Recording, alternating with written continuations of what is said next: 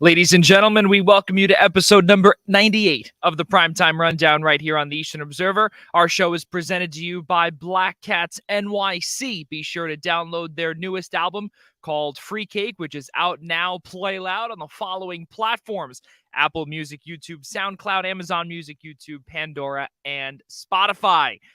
Alongside my co-host, Mike Szabo, I'm Joey Jarzynka. Mike, good to see you, sir. We are both in our backup studios, as we were talking about off-camera early on. How are things on your side of Queens? Doing well. Now that we're back on Friday nights, it does mean the end of summer, which always is very, very sad news. Yeah. And you know what? See, that's the thing, though, right? I thought about it because I looked at the weather earlier today, and I said, I think we're going to have one more show outside. We're going to get the backdrop together. You can see it's a little wrinkly there. But we'll get the backdrop going. It's gorgeous outside. No need for any thermals, nothing yet. Mm. It's going to be a low of 70. It's really nice. Let's keep it outside tonight. And that's where we are. So exactly, the end of summer, we're back on Friday nights. This is a big deal for us as always. And it's going to be the next for pretty much until next May. That is how long that we are here on Fridays. So we welcome everyone back. We cannot thank everyone enough for joining us on Friday, the after the unofficial end to summer after Labor Day weekend. We've got a ton to talk about. We've got National Football League, Mike. We had yesterday the season opener, the Bills and the Rams recap. Lamar Jackson going to be playing on his on the final year of his contract. Most likely will be franchise tagged later on this year, or right after the season comes to a close. We talk about our picks because, of course, the Eastern Observer will be going back to having their picks, being discussed and pretty much in competition between the Primetime Rundown and the Essential Wrestling Podcast. And then also we will be talking some Major League Baseball. There's a lot of stuff that happened earlier today, and that was some rule changes, some different things will be implemented into the game of Major League Baseball, into the game of baseball itself, and things might look a little different next year. And this is something that have it's really gotten some folks on social media very rowdy, not in a good way, some in a positive way, some in a bad way, some folks going at it.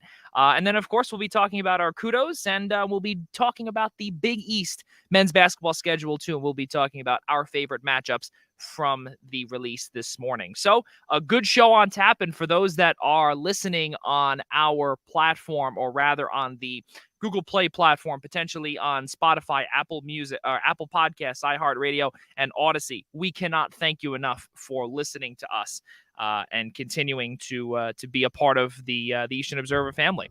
So, Mike, let's get into this. We got a few minutes after the top of the hour, and last night we got a chance to see a Bills drubbing of, I don't even know if that's a word, I think it's drudging, against the Los Angeles Rams. It was an absolute disaster. The reigning Super Bowl, the defending Super Bowl champions, they came pretty much blank. They came into SoFi Stadium, the building where they won the Super Bowl, and things looked absolutely abysmal. And the Bills from the start, Josh Allen, this team is really going to be a force to be reckoned with. Yeah, I mean, as much as we lament the end of summer, now we're back to football season here. And I mean, it was a really great matchup that on paper, at least, we're going to start off with. But I mean, man, Josh Allen and the Bills just laid down an absolute statement to the rest of the league. We figured, the Bills are certainly for me, certainly for a lot of people, the pick to be the AFC champions and represent them in the Super Bowl this year. A lot of people have Josh Allen as this year's MVP, and he got off to a good start to a potential 2022 MVP campaign. But in lost in all of it too, it was kind of a bit of a sloppier game, and certainly Josh Allen did talk about it earlier on. They did have some bumps and bruises early on. You could see a little bit of rust from some first team guys. They had 4 turnovers, the Bills, in the game. Of course, one of which was by the time I think Zach Moss fumbled it later on in the third or fourth quarter. By that time, the game was well in hand for Buffalo. But I mean, it was a game where there were a couple of turnovers in the first half that Los Angeles just really did not take advantage of it. And you kept on hearing from the broadcast team, from Chris Collinsworth, Mike Tirico, constantly talking about how well Buffalo was able to adjust to that defensive line pressure from the Rams and really took Aaron Donald out of the game by just getting Josh Allen to release the ball really quickly, find his targets quickly, get off quick passing plays whenever they were executing pass plays. And that really just took Donald out of the game in that lethal front seven. And then on the other side, Von Miller really, this was the biggest area where the Bills needed to improve. They didn't have a really good pass rush last year. That really was a telltale sign when he went into the divisional game against Kansas City and Yep. Josh Allen and Patrick Mahomes are trading shot for shot and whatnot. And I mean, you're just thinking if somebody can just get to the quarterback on one play, and the Bills, the last couple of years, as they've made this ascendancy after drafting Josh Allen, they haven't had that one guy on the defensive line that another team's got to scheme around, got to worry about. You always look at the great teams that are going on Super Bowl runs or at least making it there. They have at least that one name you got to worry about in that front seven that's going to get to your quarterback. The Yeah. Bills finally have that now. Von Miller can stay healthy. That is a total game changer for their team and their defense, adding to an already great unit. Yeah, and you brought up about Von Miller. So there was another name that a lot of folks did not mention was Jordan Phillips yesterday. He was an absolute force to be reckoned with, one of the defensive tackles for Buffalo. He looked fantastic. He looked great. And he got a ton of pressures on that offensive line. And Mike, that's something else too, is that in the beginning of the contest yesterday, or just prior, obviously in the pregame festivities, we got a chance to see Andrew Whitworth, pretty much talk to try and get the entire Rams house, if you will, try and get them up and roaring and ready to go. You obviously had Dwayne the Rock Johnson was there too, trying to get everyone together. But I think the reason why you saw a ton of pressures and everything like that, there was a reason why certain things went down on the offensive line side of things. And I think Whitworth not being there was a big part of it. And don't get me wrong, Joe Noteboom, he looked okay as the game had evolved, but it's going to take a lot of time on that offensive line. And there was a lot of chatter from our friend Cameron De Silva. There was something there that, we were talking about potentially, is this offensive line not good, or, and I think we spoke about that too. When we had him on for the NFC West preview a couple of weeks ago. And, he pretty much said was that, it's going to be a work in progress. It's not going to look the same. And that's something that they're concerned about. It's not only them, it's also the Niners offensive line. That's what Kyle said to us too. Havenstein looks great. He just got a big payday, but you also need to get now on the blind side for Matthew Stafford. Things need to be a little bit better. And obviously I know yesterday was game number 1. And from what we gathered too, not a lot of players, the first team anyway of the LA Rams, played in the preseason. So a lot of these guys have to get up to speed again. And I understand that, but it was not a good showing yesterday. And it was really kind of scary too, because if there is a rematch of this in Super Bowl 57, that's a little scary. And I would have to say easily again. And we don't know what the rosters are going to look like. We don't know what the trade deadline could potentially have. And again, this is just one game. It's the first game. Everyone's back from preseason, everything along those lines. The LA Rams did not look like the Rams, the ones that won the Super Bowl. It was tough. It was tough, Mike. Yeah, I mean, Super Bowl hangover or whatnot. I mean, the Buffalo put together a formula for the rest of the league that here, this is a way that you can stop this Rams team. You get around their monstrous front seven by, setting up really quick pass plays, getting your quarterback to get it out of their hands quickly.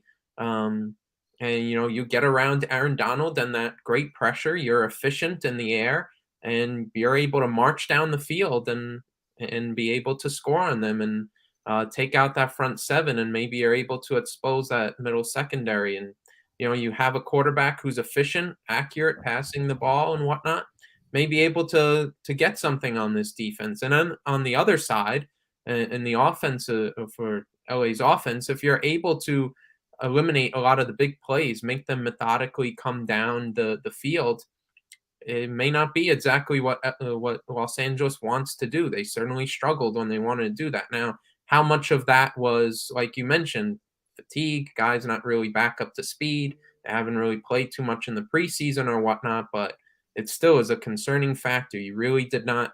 You saw a couple big plays to Cooper Cup and whatnot, but I mean, Allen Robinson was an absolute non-factor. Looks like Darrell Henderson is the running back one now. That's crazy. I mean, That's everybody was crazy. picking Cam Akers. Everybody, I mean, you look just in fantasy football ventures too. Everybody's thinking Cam Akers is the guy. You remember the last time he was playing, and now so far it's Darrell Henderson Jr. You look at some of the numbers, Mike. Darrell Henderson, 13 carries for 47 yards. Cam Akers, three. Grand total of 3 carries for 0 yards. 0 yards. If I'm not mistaken, yesterday, Cam Akers looked like, first off, he is coming back from an injury. That's something else too that they were talking about, and he pretty much self-diagnosed himself saying, "I'm fine." Right? That's what he said. He said, "I'm fine. I'm good to go. Whatever the case may be." But I don't know if the coaching staff or the medical staff for the LA Rams said, "No, we don't really care what you have to say. It's not going to happen." That to me is scary.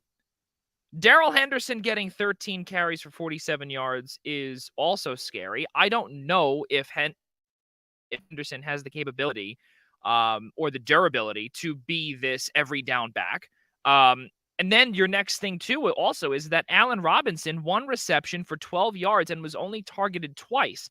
Now, there was a lot of chatter in the postgame about Allen Robinson. And was it possibly the schemes? Was it the defense that the Bills were running? That's what Matthew Stafford said. That's what he attributed the struggles to, only pretty much throwing on his right side to Cooper Kupp and Tyler Higbee, right? Those are the only 2 guys that were able to pretty much get on the board. Cooper Kupp, 13 receptions, 15 targets, 1 touchdown, 128 yards. Is it fair to say that, are they missing Odell Beckham Jr.? Granted, he is not healthy. Are they missing him? I mean, either way, he's not healthy, but I mean, it's still one game. You know, how much is it just the Super Bowl hangover and getting back to all of it? But it certainly is a big concern. And I mean, it's just give credit to that Buffalo defense and the secondary that they have. This was a game too where, I mean, they're playing against the defending Super Bowl champions, and they didn't have Tre'Davious White on there. Yeah. Yeah. And they still held the defending Super Bowl champions, who's basically the roster, except for Odell Beckham Jr., a few others, of course. Basically, the huge core of the roster intact, and they didn't have their number 1 cornerback. Yeah. It's still pretty impressive. And keep in mind, too, for the Rams, obviously a big part of their defensive alignment was Von Miller last year. That was something else, too. Von Miller was a big part of the reason why the Rams won the Super Bowl last year. And now he was on the flip side. He got 2 sacks. He also had 3 tackles for loss. All 3 of them. Fantastic stuff. 3 tackles for loss.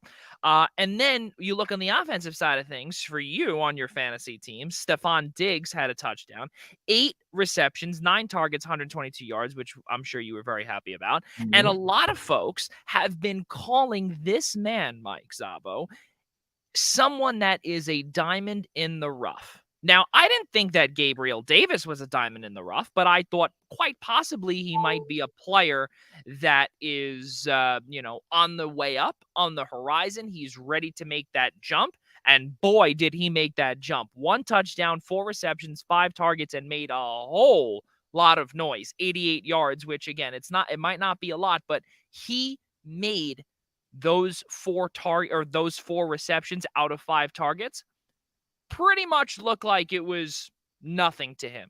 And it showed the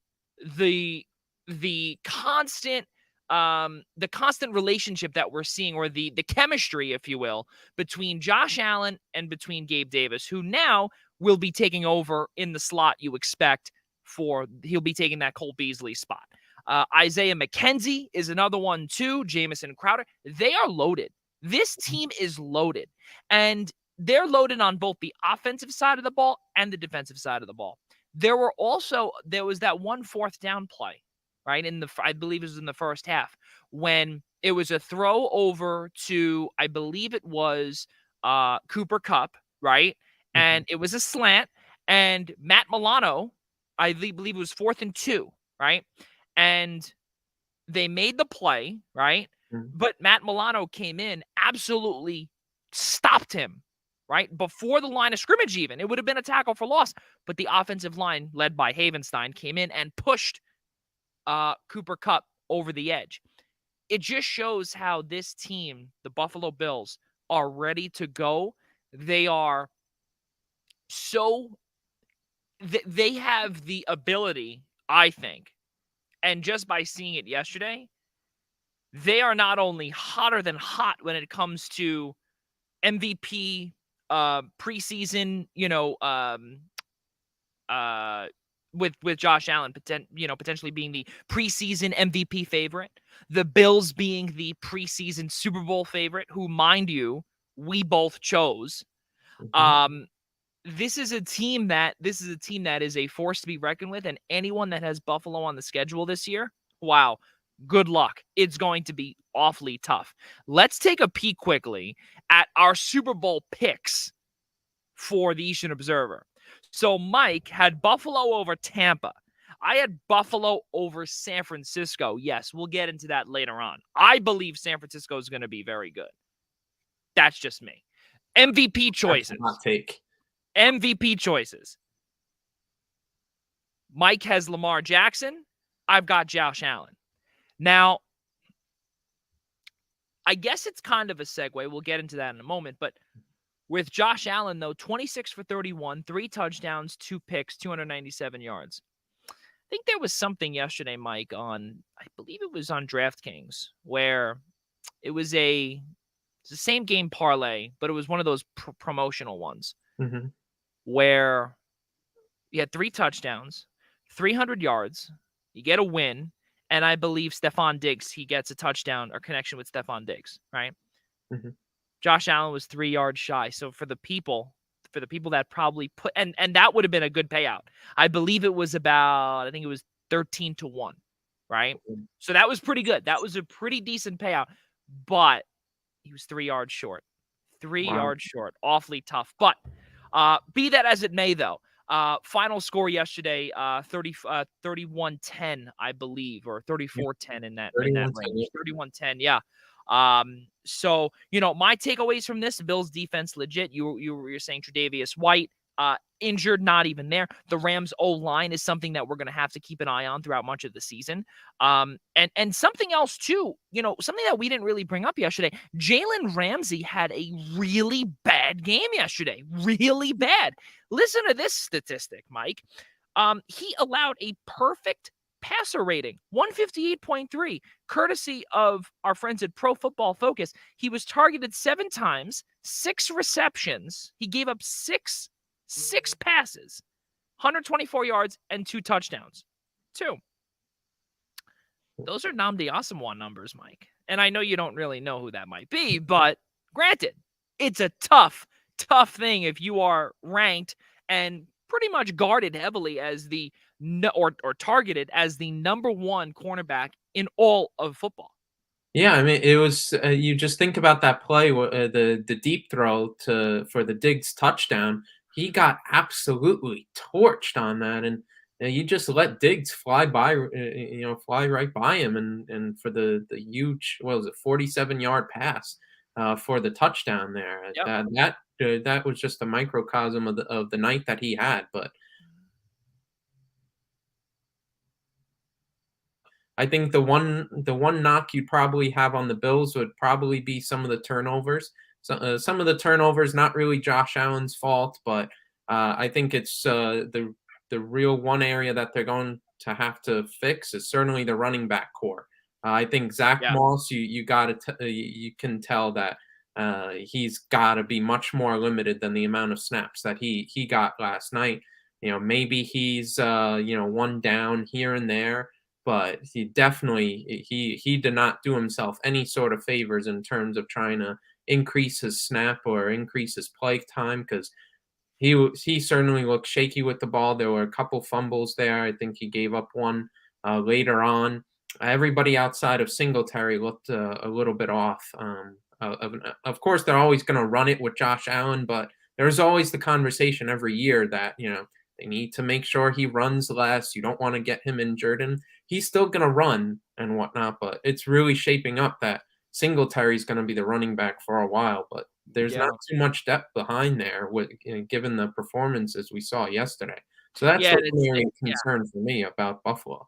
Yeah, it's tough because, when we saw the playoff performance from Devin Singletary, things looked really well. Things looked really good, but then again, in the during the regular season is a year ago, things were really really bad where Zach Moss took, he took things over, and he was the lead back, and Devin Singletary was pretty much put in the rearview mirror.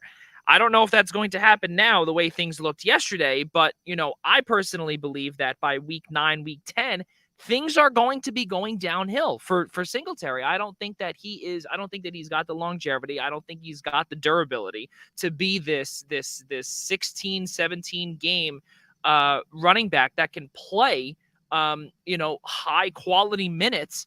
And again, I think the big thing also is because he never really has had help behind him. He never really has had help behind him. So that's, I think, something big too that could potentially pose as a problem down the stretch if they can't figure out the running backs. Switching over to the Rams for the final time here, Mike.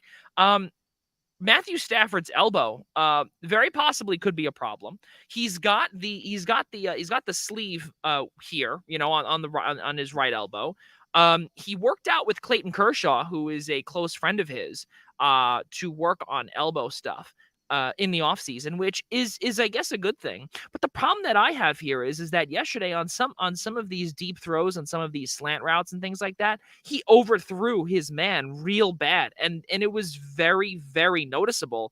And then that was when some of the question marks were raised. Where, well, is it a possibility that his elbow could pose a problem down the stretch? They don't have anybody behind him that is noteworthy. Could it be Bryce Perkins? Could it be Joe? Could it be John Wolford? We don't know who could potentially, obviously take over for him if that were to happen. I don't expect that to happen, but again, if he needs surgery or anything along those lines, that could be a very big problem for the Rams. I mean, do you feel that maybe after yesterday, again, one game wonder, he'll get his elbow back into strength and get the forearm back into strength? What do you see there? Well, he did have off-season surgery a couple months ago, and Yeah. I mean, according to Stafford, I mean, he feels better than he did at this time last year. So I'll take his word for it. I mean, if he's overthrowing people, that's a good sign that the strength is there. It's just the accuracy and whatnot, and it's just an off night. Yeah. Certainly we went through a lot of the concerns with the Rams, but I don't think one of them is an injury concern to Stafford. I just think Buffalo just schemed a really good game against them, Yeah. and they did not look sharp. Yeah, something else too also, and this is our final point, is the crowd noise too. Crowd noise was a big deal yesterday because you even saw during the Super Bowl, when the Rams won in their own building, there were a lot of Bengals fans at the Super Bowl, right? There were a lot of fans, and you would expect, obviously, it's a Super Bowl, neutral game, things like that, right? Neutral teams. Not the case, right? The last 2 years, Tampa won the Super Bowl in their building. Then the LA Rams won the Super Bowl in their building. So there were a lot of times during the Super Bowl where we remember where they had to use a silent count or had to clap or do anything like that, different style of counting. And it happened yesterday because Bills Mafia traveled. Mike, Bills Mafia traveled a ton yesterday, and it was loud. We were watching the game yesterday. I was watching the game yesterday, and it was loud. I thought at some points that the Rams were on the road. that to me, and I understand that the LA market for football is not 100% back yet.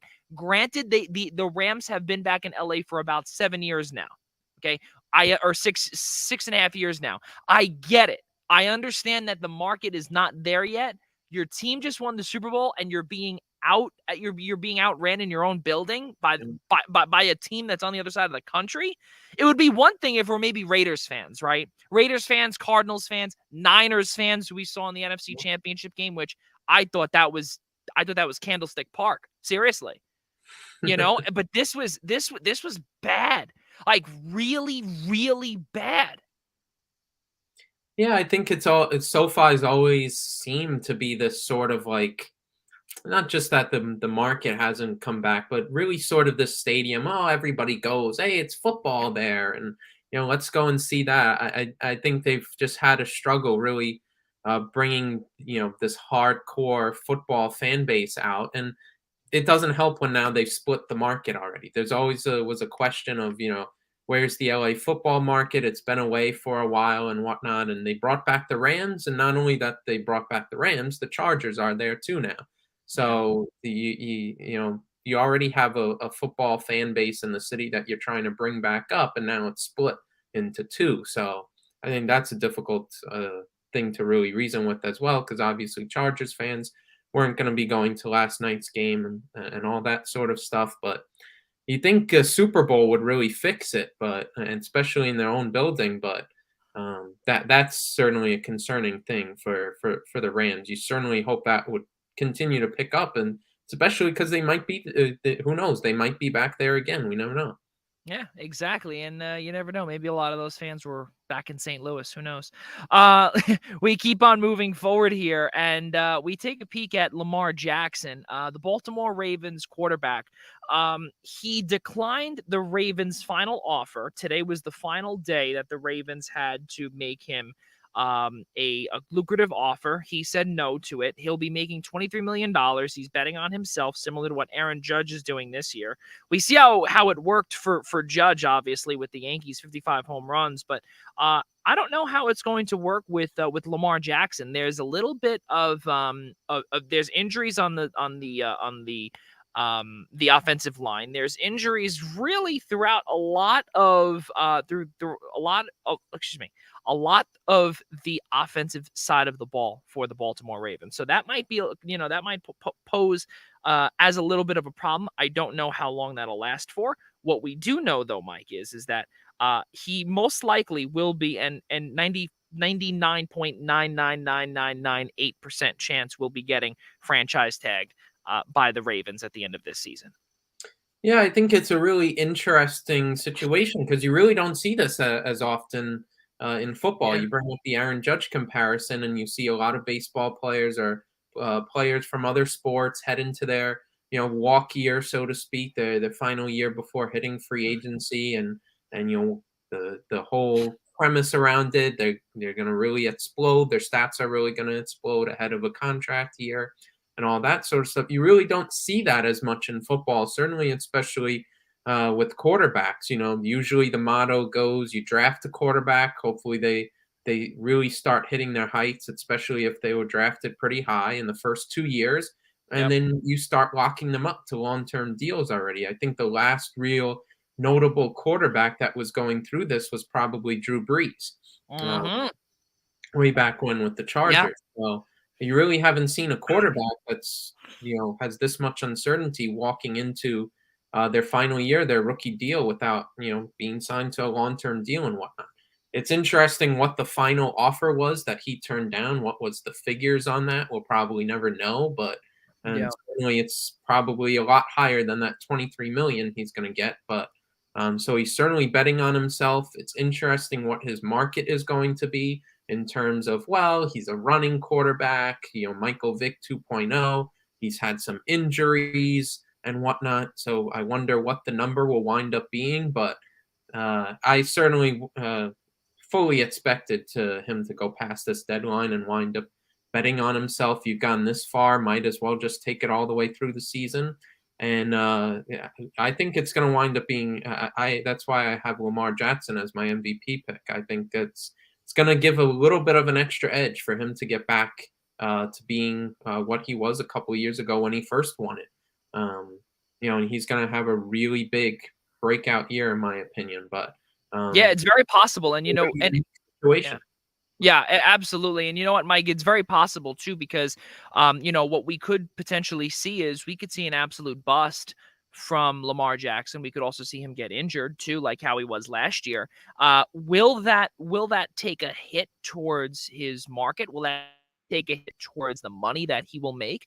I'll be honest with you, I don't think so. But something that I believe might take a hit is the fact that he can't get out of the first game of the playoffs. That's, I think, the big problem, whether it be the wild card, whether it be the divisional round.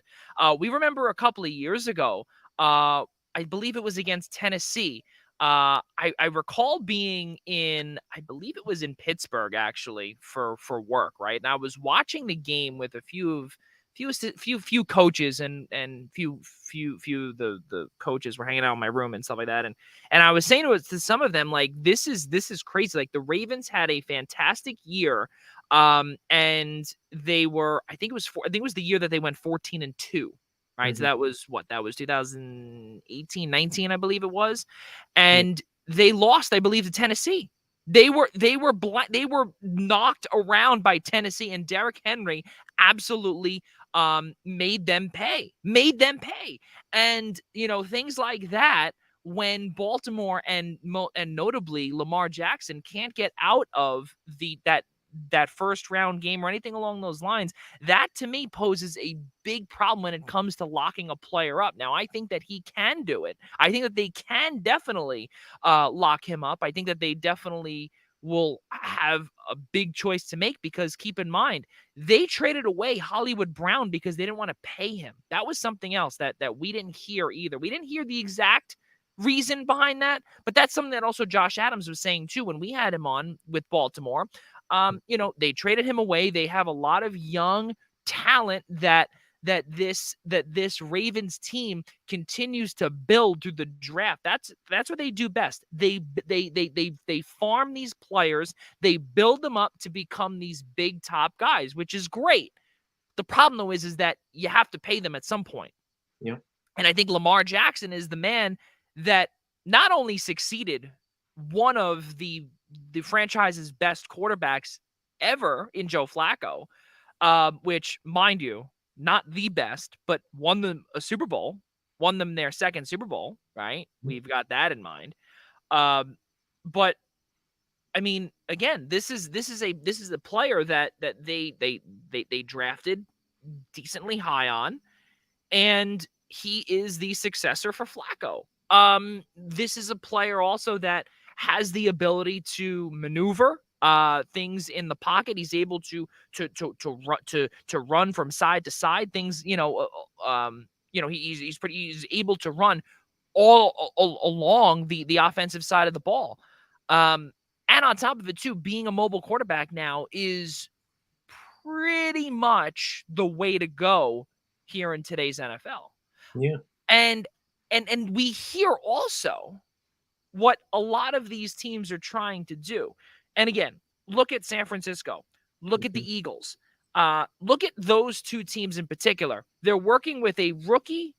I don't want to say a rookie quarterback, but a quarterback on rookie deals, right? On rookie deals where they're able to build around. And that's the new NFL too, because once you pay the quarterbacks these astronomical amounts of money, you can't really build around them. That's the whole thing. And that's something else too that we don't know what's going to happen with Baltimore. What do they do? Do they trade? Let's say they wouldn't trade. Would they let him walk? What's the deal there?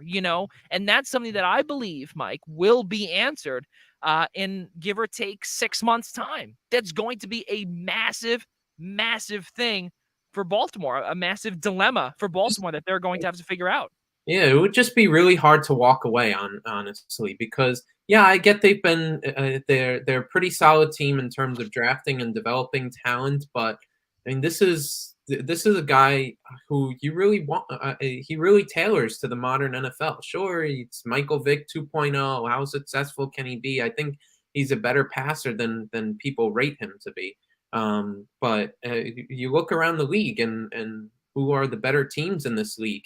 You need a mobile quarterback. The traditional pocket passers aren't the biggest thing anymore as a quarterback. You have a lot of mobile quarterbacks that can do a lot of things with their legs and whatnot.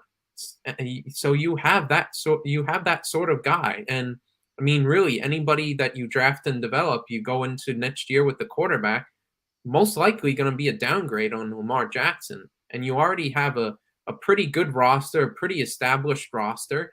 And now all of a sudden doesn't have a quarterback. Now you're going into the limbos. You're dipping into the next couple years to the Jimmy Garoppolo kinds of markets and all that sort of stuff until you're bad enough to draft somebody high. And it's rather than just paying somebody you've already have, and wind up trying to continue this great run of contention and to leap further than that and get a lot farther and into the Super Bowl. I think the whole first round sort of thing, yeah, that will be maybe an issue in terms of the market, but that's just got to be a reflection on Baltimore as well and just building a better roster rather than Ken Jackson take you there. They build a better roster around him. They continue to develop this team. I think Jackson can potentially take them to a championship. But just when you wind up bailing on a guy like this, I mean, you're just going to wind up looking, like I said, for the Jimmy Garoppolo journeyman style quarterbacks because they're not that bad enough that they're going to be in the lottery, top 5 sort of picks looking for, some of the best quarterbacks out there. So that means you're really going to be dealing with a lot of middling squads of middling QB play that's good, not great, not too bad, and that just puts your franchise in a lot of limbo. Yeah. Yeah, definitely possible. And something else too is that they also have someone by the name of Tyler Huntley that's sitting back there. But now keep in mind again, is he ready? Is he ready to be an NFL starter? A lot of folks say yes, he is. Do they As good expect him as to? as good as he was, he did go 0-4 in those games, I believe. Well, keep in mind though, granted that he may have gone 0-4. The difference though is that uh, with what Tyler Huntley did bring, he did bring a lot of mobility. He brought he brought a winning attitude. And keep in mind too, last season Baltimore was devastated in terms of injury. They could not get out of their own way, and they were injured from top to bottom. Their entire running backs room was on the injured reserve. Their entire secondary was on the injured reserve as well. So now pretty much everyone is back. What can Lamar Jackson do? Can he stay healthy? And what can Tyler Huntley do if Lamar Jackson cannot stay healthy? That's going to be a very big deal. And we're going to see, obviously, too, J.K. Dobbins making his way back. Gus Edwards, not just yet. He'll take a little while. Kenyon Drake was signed there. He'll be making his way up. He's starting on the practice squad. Will work his way into the 53-man roster sooner rather than later, we expect.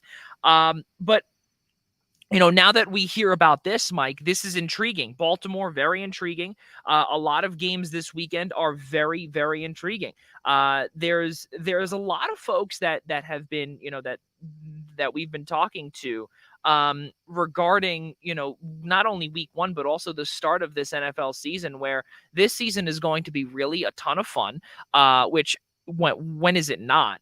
But I think this year might have a little bit of a different dynamic to it. The way that the scheduling has been going, the way that a lot of these teams, the teams that are supposed to win have taken a step back because of first off Pittsburgh. We look at them, they are typically a winner, but now Ben Roethlisberger is gone. He's retired. Drew Brees is gone. This is now year number 2 without him. Jameis Winston back from the ACL injury. Philadelphia is supposed to be really good. The Giants are down low. The Jets once again are down low. San Francisco is in limbo. LA yesterday. The Patriots, we don't know what's going to happen with them. The Dolphins are supposed to be decent, but the Pats are supposed to, again, be pretty good there. The Colts, brand new era. The Vikings, they pretty much stayed in limbo. The Packers, they don't have Devontae Adams anymore. The Cardinals, Kyler Murray just signed a brand new contract. The Chiefs, they're trying to get back to where they once were. The Bucks, Tom Brady coming back after 2 months of retirement, 23 years in the league. That's where he's about to get to now. Where do the Cowboys stand? Is Zeke Elliott a starting running back, or is he a dynamic running back anymore? And then the Broncos and the Seahawks. It's going to be, a fantastic week 1 with Russell Wilson returning to Seattle on Monday Night Football to start things off this season. Talk about a fantastic slate. Mike, do you have any intriguing games that you would like to personally watch aside from the Giants on that 425 slot in Tennessee? I think one of that, other than Sunday Night Football that everybody will be watching with the Bucks and Cowboys, I think an interesting one, of course, will be the Browns against the Panthers, and Baker Mayfield's revenge against Cleveland after they dealt him, and certainly what are the Browns going to look like after Deshaun Watson's suspension, and how that whole team's going to look. Where is that locker room at amidst all the controversy and all the media circus around everything around the team? What are they going to look like? And of course, as I mentioned, Baker Mayfield's revenge. I think that'll be really interesting game. And I'll let you throw the other one because I had a couple on it.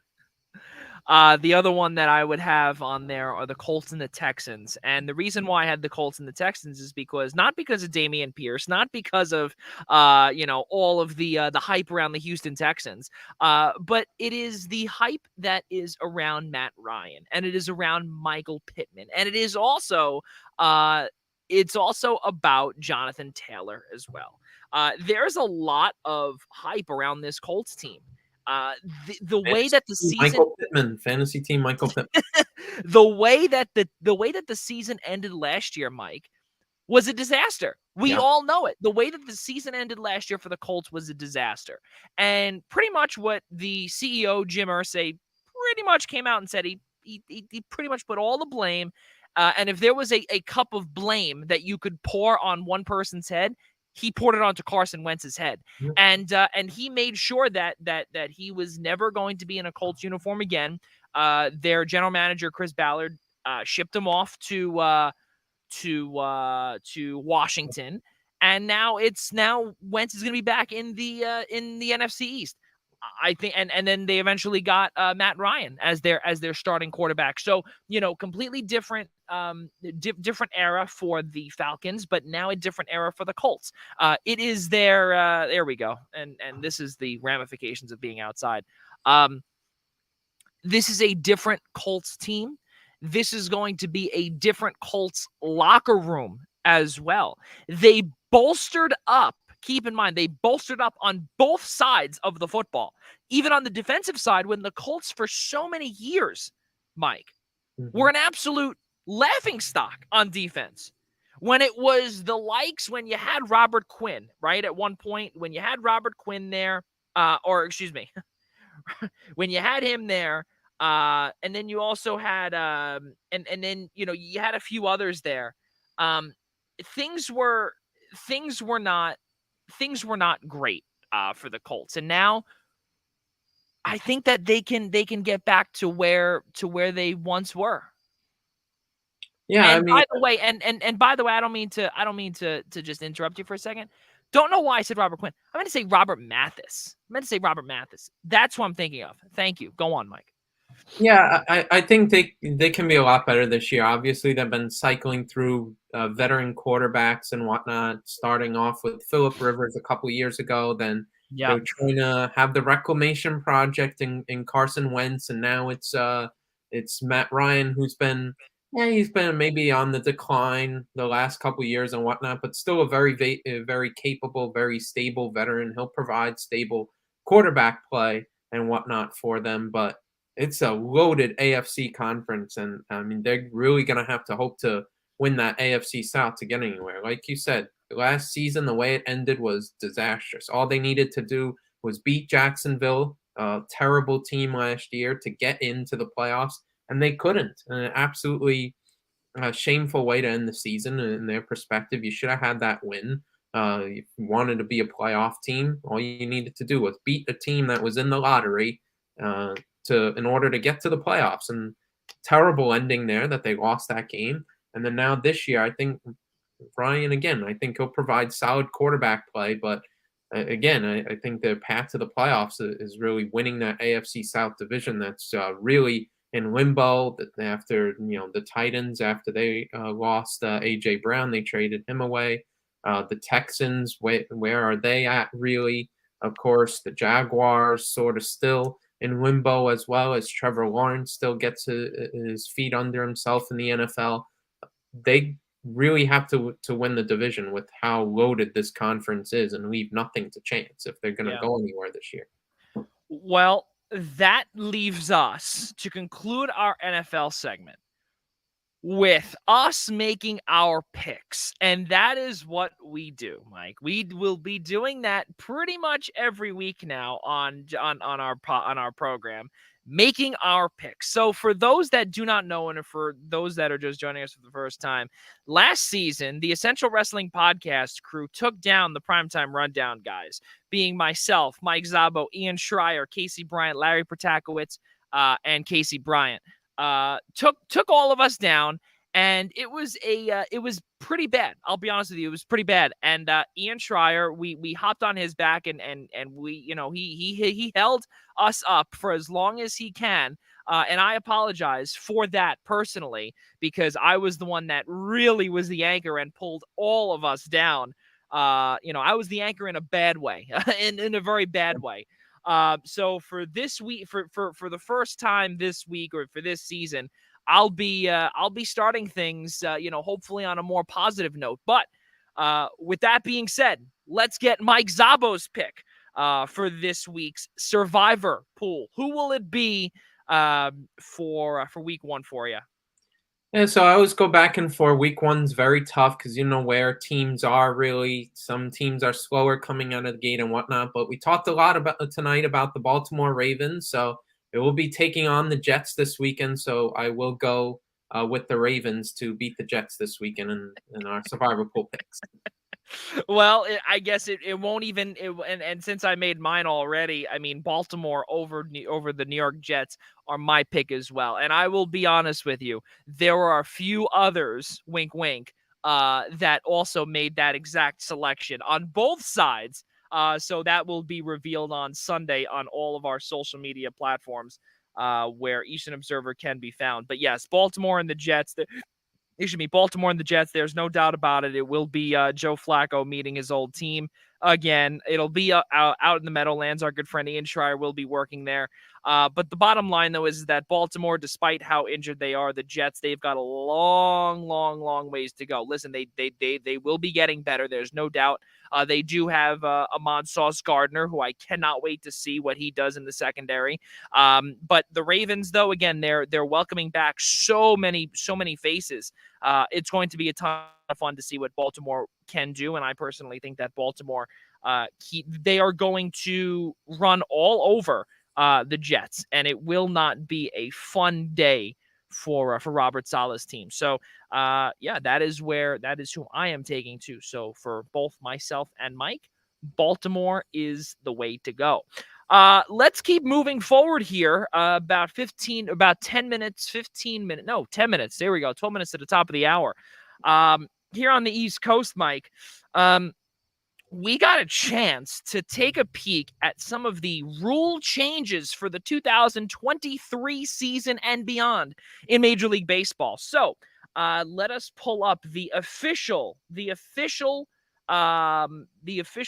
guess the manual, if you will, now that will be in the rule book. So the bottom line, for those that do not know, there were rule changes that were implemented just today by a rules committee that is a grand total of about 6 people. And the best part is that 6 people decided to have baseball die even more, or that's just my opinion. And the problem that I have here is one about limits on defensive shifts as well as bigger bases. So for those that did not hear about this, that do not know a ton, Basically, the bottom line here is that in an effort to create, and this is directly from MajorLeagueBaseball.com, MLB.com. So, quote, in an effort to create a quicker pace of play, there will be a 30-second timer between batters. Okay. Between pitches, there will be a 15-second timer with the bases empty and a 20-second timer with runners on base. At last check, the pitch timer had reduced the average time of game in minor league baseball by about 26 minutes. This rule, which includes limits on throws to first base, has also increased stolen base attempts. And with this rule, in the minors this season, steal attempts per game have increased from 2.23 in 2019 at a 68% success rate to a 2.83, 77% success rate in 2022. Mike, we'll start with this, the pitch timer. Something good. I personally like this. I think that this is great. It speeds up the game a little bit more. There's a lot of things that we heard many, many years ago that would be a big problem. And that is that the people's attention spans are no longer there because they've got their phones, they've got museums to go to, they've got whatever the case may be. And that's also why the old-time baseball fans have really, they're no longer on this earth. And a lot of the new generation that's coming in, they're very distracted with whatever. So this is a good thing, right? A lot of people, and that's something else too, a lot of people want it to be sped up. A lot of people want the game to be a lot shorter. And I think that this is something that Major League Baseball, I think, really hit a home run on. Yeah, I think for a lot of people who don't like it, it sort of gets overblown because really this is what pitchers, most normal pitchers do anyway in terms of time between their pitches. I think a lot of pitchers recently are much more efficient with how much time they're taking in between each pitch. If you were to count it yourself, it probably isn't much more than 15 to 20 seconds anyway. Some pitchers take a lot longer and whatnot. Of course, there's the odd pitcher here and there, but I think it's a great idea. Just get the game moving. Stop wasting time. Just throw the pitch.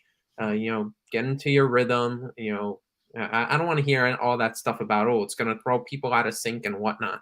You adjust. You'll have spring training to adjust. They've already been implementing it in spring training, I believe. So it's like you adjust to it. Just get into your rhythm. If you need more than 15 seconds, then I'm very concerned about how like your mentality and pitching in a game and being afraid or something like that. Stop taking too much time. Just take your 15 to 20 seconds and throw the pitch. So a few more things that are in the book, right, or that will be placed in Major League Baseball's rule book. Quote, the pitcher must begin his motion to deliver the pitch before the expiration of the pitch timer. Pitchers who violate the timer are charged with an automatic ball. Batters who violate the timer are charged with an automatic strike. Batters must be in the box and alert to the pitcher by the 8-second mark or else charged with an automatic strike. With runners on, the timer resets if the pitcher attempts a pickoff or steps off the rubber. Pitchers are limited to 2 disengagements, parentheses, pickoff attempts or step-offs, per plate appearance. However, this limit is reset if a runner or runners advance during the plate appearance. If a third pickoff attempt is made, the runner automatically advances 1 base if the pickoff attempt is not successful. Mound visits, injury timeouts, and offensive team timeouts do not count as a disengagement, sure. If a team has used up all 5 of its allotted mound visits prior to the 9th inning, the team will receive an additional mound visit in the 9th inning. This effectively serves as an additional disengagement, sure. Umpires may provide extra time if warranted by special circumstances. So, if an example, a catcher were to be thrown out on the bases to end the previous half inning and needed additional time to put on his catching gear, the umpire could allow it. So the thing to me here is I think that there's a lot of the timing that I think is going to be, the adjustment period. It's going to take time. There's no doubt about it. And I think that this spring training is definitely going to really work out the kinks. I think that's definitely decent. Now we're beginning to see, what less time, less, the batter getting out of rhythm, the pitcher getting out of rhythm, whatever the case is, we're just going to keep on going. Rhythm, that's pretty much thrown out the window. These pitchers and hitters are going to have to adjust. I love it. I think it's fantastic, Mike. I think it's good for the game, and I think it's good for the evolution, not only of the fan base, but I think also it's good for the evolution of the game as well. Because Yeah, I a think lot of people don't want to sit there for 4 hours. well, too, I'm tired of seeing batters constantly fixing their uniforms on every single pitch. Just get into the box, and I mean, really, they got to be tightening the straps again after every single pitch. And some of it's the superstitious thing. Come on, get in the batter's box and let's move it. Yeah. Well, we've got another one though. Offensive shift limits. Now, this one was a hot topic for a lot of folks, and that includes myself. I'm not for this, but for those that do not know, we will read you some stuff that is directly out of the rule book or the upcoming rule book. Quote, the 4 infielders must be within the outer boundary of the infield. Example given, cleats in the dirt, when the pitcher is on the rubber. Infielders may not switch sides. In other words, a team cannot reposition its best defender on the side of the infield. The batter is more likely to hit the ball. If the infielders are not aligned properly at the time of the pitch, the offense can choose an automatic ball or result of the play. Not okay with that.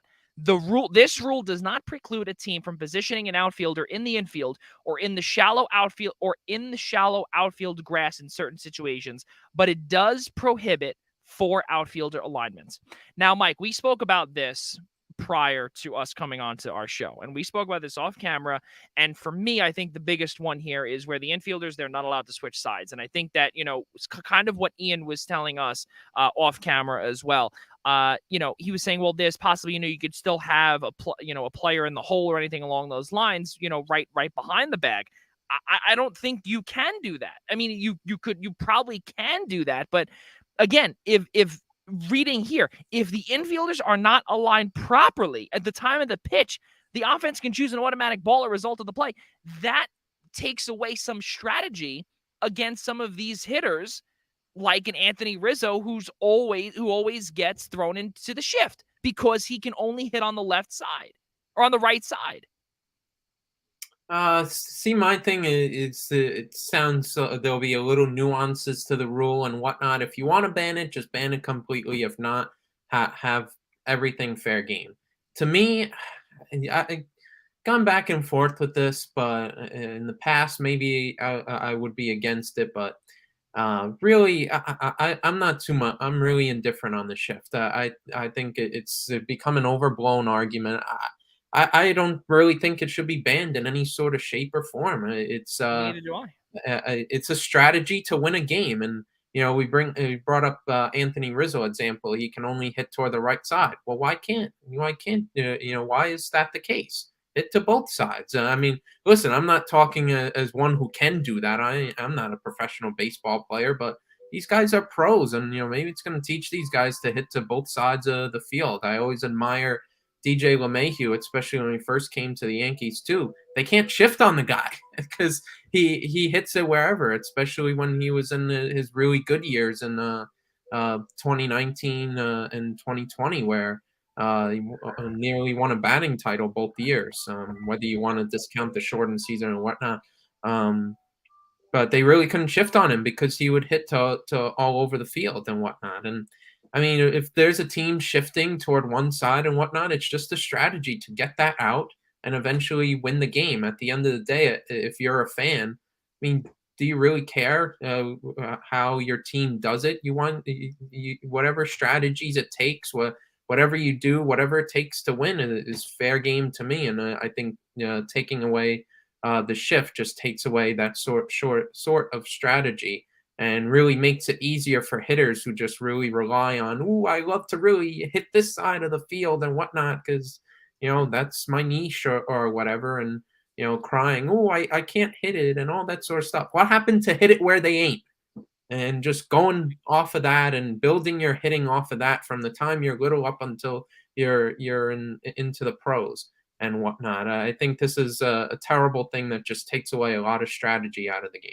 Yeah, and not only that too, Mike, I agree with you there. I think also something else too is that I can guarantee you almost pitchers do not like this rule either. Because now what you're seeing here is that, in my opinion, again, this is what Rob Manfred and the entire squad want to do, right?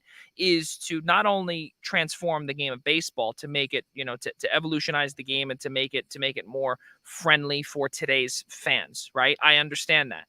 But the bottom line here, though, that I have a problem with is that, again, they're trying to make this more of an offensive game. That's the bottom line here. They're trying to make it an offensive game where it becomes more fun, right? So, in my opinion, the pitchers are not happy at all because now it's not going to be that easy out, or it's not going to be where you can, you could move, you could move the shortstop over, the third baseman over into shallow right. You can't do that now anymore, and that is going to be a big problem where now it might force some of these batters to redo their, to rethink how they're going to approach coming up to the plate. How some of these defenders also, on the base path, um how are they going to respond to an Anthony Rizzo type, type player like this? Some of these lefties or even some of these righty hitters that simply just hit it into the hole and that's it, and they're played by the second baseman or the shortstop or even the third baseman. That's pretty much what we're seeing here. I'm not too fond of the rule. I'm really not. I don't like it. And I think that it just shows that this organization, the league, wants it to be more of an offensive game as opposed to as a boring pitcher's game. I, I And think that's the thing. I think the strange part about it too is you look at the way baseball and hitters are tailored and developed nowadays to have more power, and certainly Major League Baseball, we had the juiced ball era and all that sort of stuff. Really like the homers as well, and I mean that really when you have a homer happy hitters and power hitters that are being increasingly developed in the game. I mean, does the shift really matter that much? Then you're going over the heads of these infielders anyway.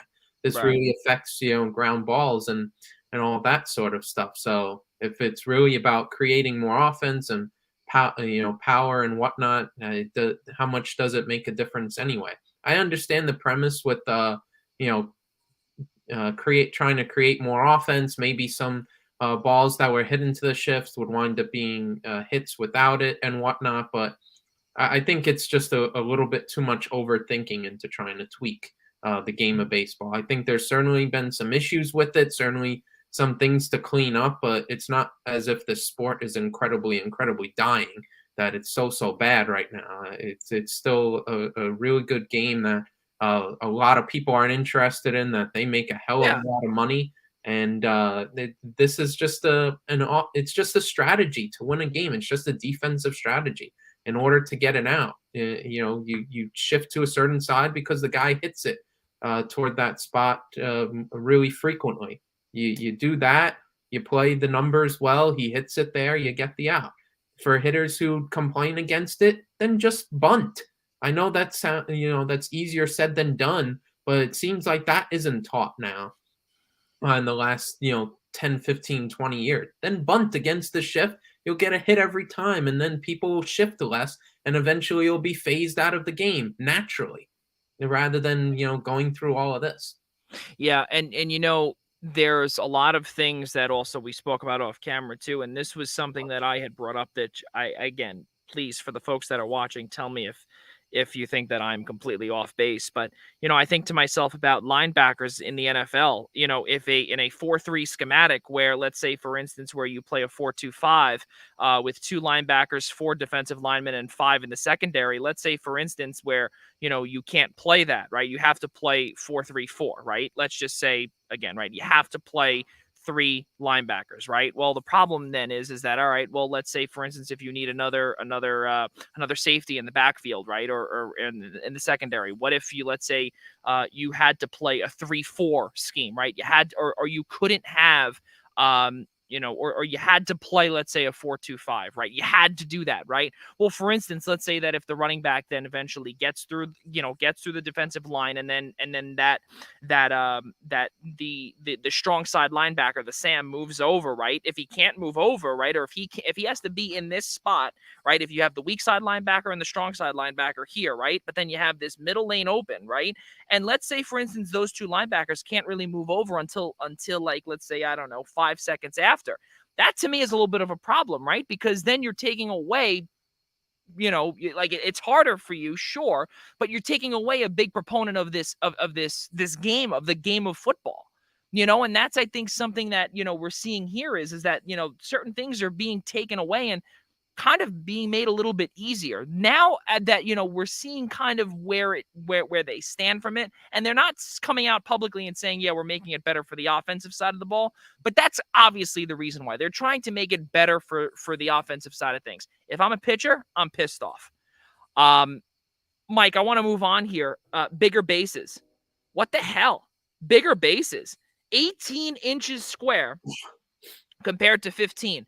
3 inches. Now, this is something here that, again, this is not in the rule book, but this will be, again, this is abbreviated.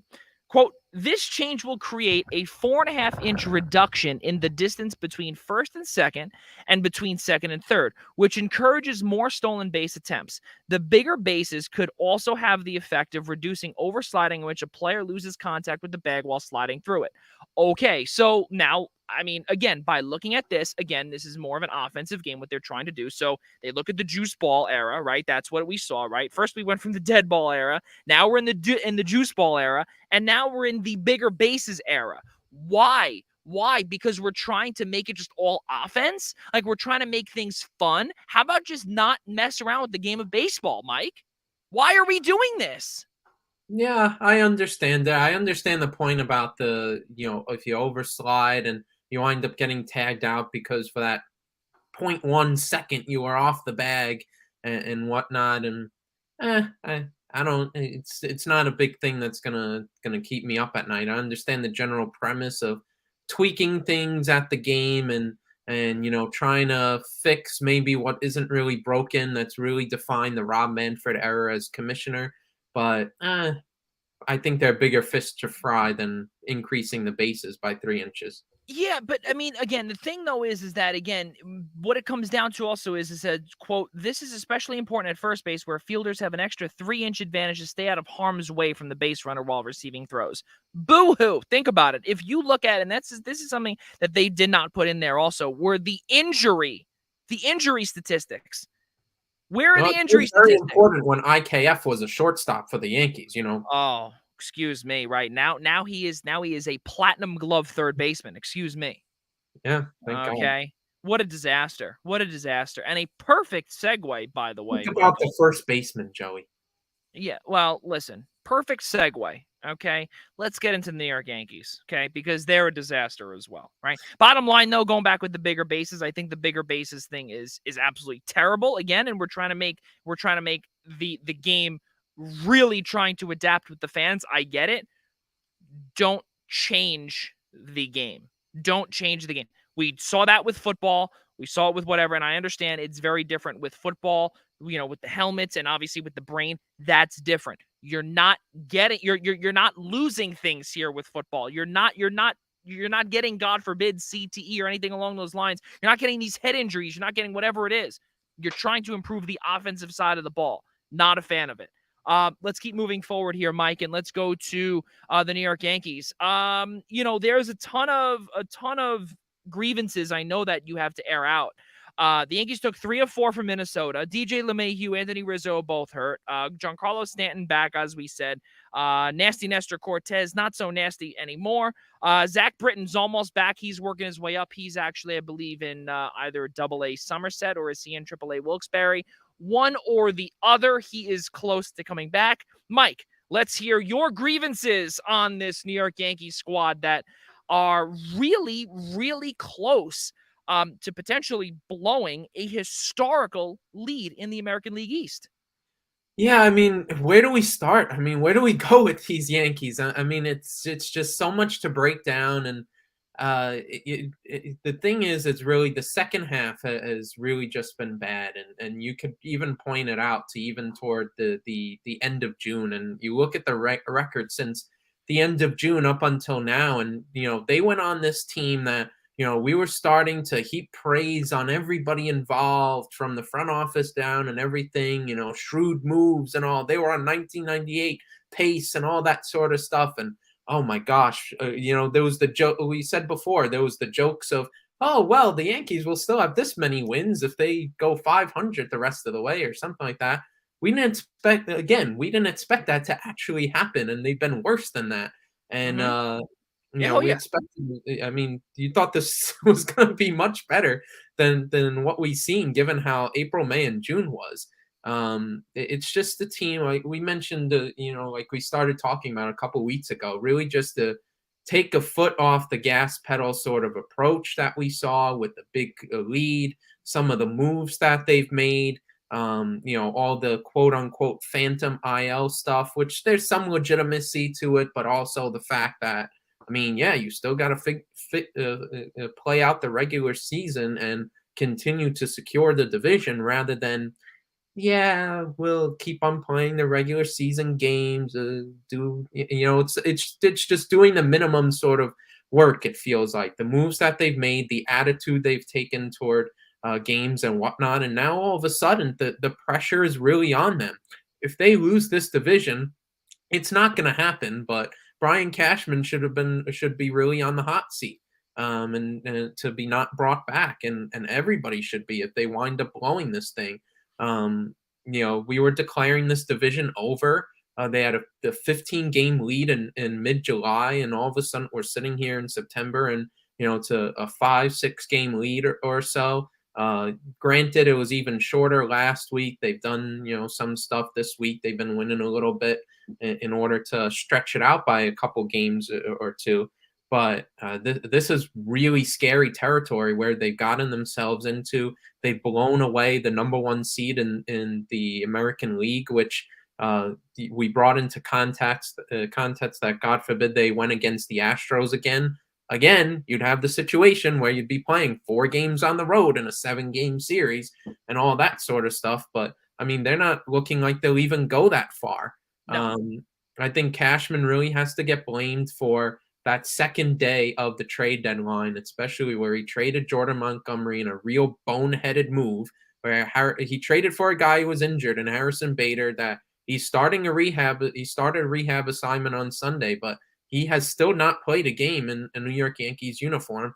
And you traded away a controllable starting pitcher that was eating innings at the same time that you got rid of a lot of your right on the cusp major league pitching depth. So this team, not only they traded away a reliable starter in Montgomery, who he got shelled a little bit. Really, Yankee fans started heaping a lot of criticism. I think more so than it should have been. He was still a pretty solid, reliable pitcher and a good innings eater. They let him go, as well as trading a lot of their pitching prospects that were ready to break through in other deals and whatnot. So they've been left with no depth, while at the same time they're managing Severino as he's trying to get back. They're managing Cortez as he hits his career innings limit. You have Montas, who hasn't really settled into New York Yankee life. Cole, he's been very good. Came off against a real good outing this week, but he always has the occasional shelling, it seems like, here and there, that really just annoys you. But then the offense, everything that I was concerned about in the preseason about this team and their 2021 versions have been coming true. The last near 2 months, they've basically been the 2021 versions of themselves. Nobody's hitting outside of Aaron Judge consistently enough. Runners in scoring position, most of the team, absolutely abysmal. Some bad defense here and there. They improved from last year, sure, but you've had the boots by IKF, bad defense and whatnot. Donaldson and whatnot, you've had a lot of changeover with some of the first base defense and some defensive issues there. Maybe it's getting cleared up this week. We'll get into that. But there's so much that it looks like 2021, where if you're a Yankee, critic and all, is this team really that good, or did they just get off to a hot streak to start the year? No, I think they got off to a hot streak to start the year.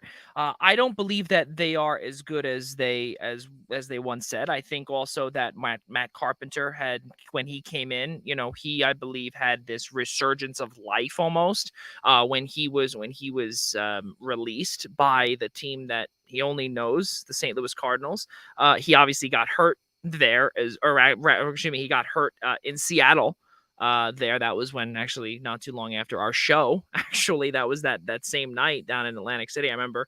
And when you look at some of these numbers, Mike, I saw this statistic that is a legitimate disaster. Aaron Judge, since the All-Star game break, has a 340 batting average. Right now, the rest of the hitters sub 200 with 33 home runs. Aaron Judge has 55 home runs. Now, this is something that this Yankees team lives and dies by, is the long ball, right?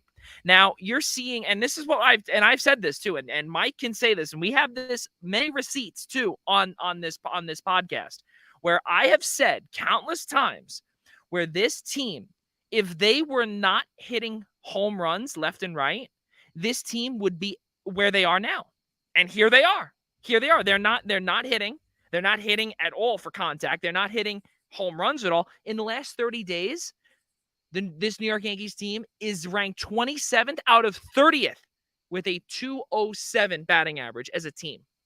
Well, you just think about it also. The first half, April, May, June, that sort of stretch, they're averaging 5 runs per game. And ever since, and especially after the All-Star break, been 3 runs per game. So you lost the 2 whole, runs per game average. That's a lot of offense that's gone away, and certainly injuries have played a factor, and I don't want to gloss over that. Sure. Especially the recent Benintendi injury, just when he was heating up and all that sort of stuff. Carpenter was providing some great production, but there are some other guys that just haven't been performing. Whether LeMahieu's been hurt, he hasn't been his sort of best. Supposedly he's been playing through this toe issue for a month and a half, which really confuses me with the way they've been managing other guys. Stanton was really bad from the end of June, even before he got hurt. Now maybe they rushed him back a little bit from the Achilles injury, and he still hasn't looked great at all. And of course, that doesn't discount all the injuries too on the bullpen side of things and the rest of the team. It's just a real disaster. I think the one part too in the offense that I'll mention, and that is another big critique of mine of Cashman in the front office, is the way they've been handling some of the prospects. I mean, we've mentioned, and we're talking off cameras, in the middle of August, really when, we see it in the minor leagues, some of these prospects really, doing well offensively and whatnot. All right, the major league team's not doing well. You got a couple of hitters in the minors doing really well. Let's bring them up and see if they can provide a spark themselves, or at least, bring some good energy to get everybody else going. And they brought up Oswaldo Cabrera. They brought up Estevan Florial. That was the first round. Cabrera hasn't really hit in terms of the offense, but the defense has been amazing. The first 30 games he's playing, he already has 10 defensive runs saved, which is unreal. So if he really gets that bat going, I mean, watch out. But then there's Estevan Florial, where they really haven't played him that much. And it's like these last couple of years, we've always been wondering, what is he at the major league level? What can he bring and whatnot? And it always feels like he's never gotten a chance to prove that, and he never gets consistent playing time.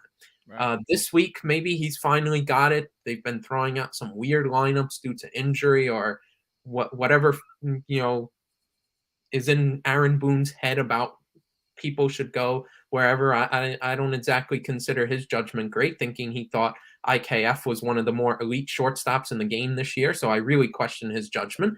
But then also recently, how they handled Oswald Peraza. And every fan could see it from the moment from the moment he was called up. I mean, we're fans. This is our side thing, watching the team and all that sort of stuff. You got people, including Boone and whatnot. This is their full-time thing, 24/7, that you're supposed to be the best at. And how did everybody else realize the fact that Peraza, the second he was called up, it really should have happened the second he was the trade deadline ended and he wasn't traded, that he should have been up with the major league team. Okay, fine, you didn't do that. You're worried about service time. Service time passes. They're still not calling him up. Finally, they did it when the September rosters came around and expanded. And then they're not playing him in his natural position. One of the big reasons why they liked bringing IKF in that Minnesota deal was his positional versatility around the infield. And then they don't use it and put Peraza in a position where, in second base, where he's played 6 minor league games there, 6 games ever in his life at second base, which, listen, maybe he'll project to long term as a second baseman if Anthony Volpe comes up and hits in the future and whatnot. But as of right now, why would you put him there? It seems like such an easy thing the second you called him up. Slot Peraza in at short. Donaldson has been absolutely terrible at the plate. You put IKF at third, where he's been really good in terms of his glove. He won a gold glove in Texas at third base. And he has value offensively in that he's one of the very few guys on the team that hits well with runners in scoring position situations. It seemed pretty easy to do that. And it took them like 5 to 10 games to finally realize that as a coaching staff, something that every single fan realized right away. It's mind-boggling to me, the judgment, the misjudgments rather, of this front office and this Yankees coaching staff, how they've managed most of the second half, and just how they manage these prospects as a microcosm of a weird mismanagement of how they're operating. Yeah, this, well said for starters, but I think also what you're seeing here, first off, this Yankees team, they're 4.5 games ahead of Tampa right now. Tampa sits in second place. Tampa's won 3 straight. Yankees lost yesterday to Minnesota, 4-3. Start a 3-game set tonight. Tampa right now in the bottom half of the second. Tampa's up 1-0. On Derek Jeter night, mind you. Now, the next thing that I've got a problem with here is not only the versatility, right, that you're seeing here, and you're seeing these players are, they've got it, but the problem is the boneheaded or the thick skin from the managerial staff. They're not, they want to do what they think is best for their team. I get it. But when, and there's probably a ton of analytics that say different, right? And that's what this team runs on, Mike, right? They run on analytics. Everything is analytical, literally everything, right? Now, the problem also with all of this here is that a lot of these lineups that they're putting out, right? They're very minor league looking lineups, right? A lot of them. You're throwing out guys who in their last 7 games have hit a grand total of maybe, I don't know, an 0.75 batting average. And that's really from top to bottom, right? And when you're put in, adversity, and when you're put through that adversity, the problem that I have here is that I think the issue is that you simply cannot, you can't get out of your own way. And that's what we saw with Aaron Boone. He could not get out of his own way. And that's why I think that if anyone is on the hot seat, it's not Cashman, it's Boone. Because sure, Cashman, I believe, has the longest leash of any person on the face of the earth. Absolutely ridiculous and asinine. But it's the truth. Think about it. How long has Cashman been there? Cashman is pretty much like another son to George Steinbrenner, right? And now he's pretty much like a brother to Hal. Yeah, but you look at the other parts of it, and sure, you can make an argument that he could put together a solid roster. They haven't been under 500, all that sort of stuff. But let's project this out, that they do blow the division at the end of the month. They still make the playoff, but let's project it out and say, what happens if they blow the division? He will probably have overseen, Brian Cashman as a general manager, 2 of the greatest collapses in Major League Baseball history. 2004 ALCS, losing from a 3-0 series position, and this year where you're blowing a 16.5 game division lead at one point in the year. It's just mind-boggling. Most GMs would get fired way before that ever happened. And in this case, we're like, yeah, he'll probably get a 3-year extension. Like it's nothing. I get there's oh well Boone won't. he Boone will keeps not. the, I'm sorry. Boone will not. Cashman will. It's a shame that that's the case. In my perfect world, it's both of them out of a job and on the unemployment line. I think some of it is ridiculous how long of a leash he's got, but I think part of it is just how Steinbrenner just doesn't want to do the work to rebuild the front office core, if that's what it comes down to. Since we're ragging on Cashman here, I will bring this up that I was reading, and this will be something a little bit more for later too. God forbid, however the Yankee season winds up going. But you just think about it. This recent core that Cashman's built ever since Aaron Judge has come up, just for say, since he's one of the few that's left. When Judge came up and you had that 2017 season where they came out of their rebuild 2 years early than projections, and there was all this sort of goodwill. Think Yes. about the ton of minor league guys that they were building on the team and how much controllability was there in the payroll. You had Judge coming up. You had Sanchez coming up. You had Bird coming up. You had Severino on the pitching side of things. You had Frazier and Duhar, Torres that eventually came up. The list went on too in terms of the pitchers. And yet, where are most of those guys? Gary Sanchez is gone. He was traded. Clint Frazier didn't work out. Miguel Andujar is still on the team, but nowhere near what we expected him to be. Same thing with Gleyber Torres after we thought he was going to be the next big thing. The Yankees have been absolutely terrible with finishing off the minor league development of these guys. Judge has been the only one who's hit. That should be an indictment on Cashman as well. And so many other GMs would be fired because of that. But in any other case, no matter how this season winds up, whether it's they do an absolutely 180-degree turn from how they've been playing and go all the way, or they get booted out in a wild card or ALDS situation, it's 3-year extension. It's ridiculous. I think another team in New York, though, Mike, is going through a similar issue. Similar. The New York Mets, though, they have a half-game lead against the Braves. Half a game. And right now, they're trailing the Marlins 4-1 in the top half of the sixth. The Braves, mind you, the Braves are out at Seattle, 9:40 start Eastern Daylight Time. Big series. Do the Mets blow it? I think I'll start with this. I think it's really interesting, the narratives around New York baseball right now. And given the fact that, both teams are sort of like in the similar position where they've tossed away big division leads, but there's really sort of this narrative in that between the two teams and how they've blown how their seasons have gone and blowing these division leads, where we illustrated about the Yankees and how bad they've played for almost the last 2 months. But really, for the Mets side, it's almost because the Braves just can't lose. There hasn't really been a certain stretch where the Mets have been so bad, other than this week. This has really been the week where you're like, okay, the schedule's getting easier for the Mets. They're playing a lot of bad teams that, given where they are, they really should be pounding and running roughshod over. And then all of a sudden, they're not. Thank goodness in the double header that they had with Pittsburgh this week, they really rectified that god-awful loss they had the night before and swept Pittsburgh in the double header. That really rectified it. You took 2 out of 3 or whatnot. But this week has been a 5-1 and 10-0. Yeah.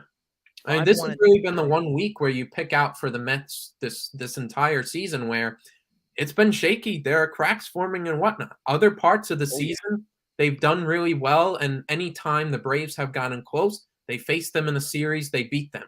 Or a couple weeks ago, they faced the Dodgers in a big-time series. They win that. Regular season series and whatnot. And the Braves just keep on being on their heels no matter what. They just can't lose. They've just gone on this incredible pace. So I just think that's really interesting in terms of, we've seen both New York teams really slip past their division leads, and yet there's really two different conversations about either team. Yeah, but the whole thing, though, you bring up, Mike, the Braves are still on their heels. They're still winning, whatever the case is, right? They are the World Series champs. They are the defending World Series champs. How can you go against them, right? And I remember, and I think I told you, right? I think and I had showed this to everybody too. You place a flyer on the Braves. You put, and I think it was like 9-1 odds, right? Mm-hmm. Put $20 down. Braves are going to win the division. How do you say no to that? Not only, and I'm not talking about, and I'm not talking about, gambling here. This is not a gambling show. This is not whatever, but just saying, right? The Braves and the Mets, you saw it about a month ago that they could not make a deal for a designated hitter, right? They could not make a deal for a JD Martinez. They then made a trade for a Daniel Vogelbach as well as a Darren Ruff, right? And Darren Ruff was, he was one of the better DHs on the market out in San Francisco, right? Very quietly better, right? Not a lot of people spoke about him, but a lot of Mets fans in the New York market did not really like the move. They loved the Vogelbach move once, the day he came in and, the memes and everything came out. Things look good. But now things are a little different. Starling Marte is hurt. Eduardo Escobar did come back. He's been raking. He's been someone that's been fantastic. Jeff McNeil has been great. But the problem, though, is that now Max Scherzer is on the injured list. That's tough. Yeah. And now they're beginning to kind of go in a little bit of a free fall themselves here. And can they get out of it? Now, I don't want to call what they had an epic collapse like the Yankees, because that's not the case at all. Granted, they were up about 8-9 games, right, against the Braves. It's the Mets, right? And again, I'm not saying anything bad about the Mets here because there might be Mets fans that are watching, but the bottom line here is that the Mets have the history in the last few years where in the second half, they collapse. That's the bottom line.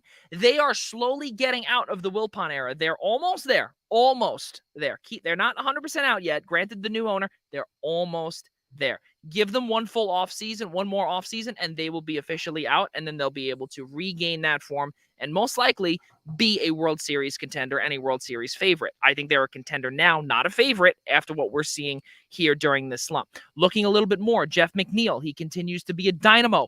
318 batting average, third in Major League Baseball. He looks great, just beyond the reach of Freddie Freeman and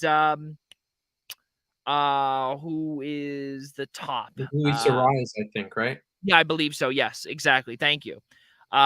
So, with what we're seeing from the Mets, though, they've got a lot of work to do. And you heard actually Jerry Seinfeld come out publicly and say that it's the quote unquote stupid trumpet performance.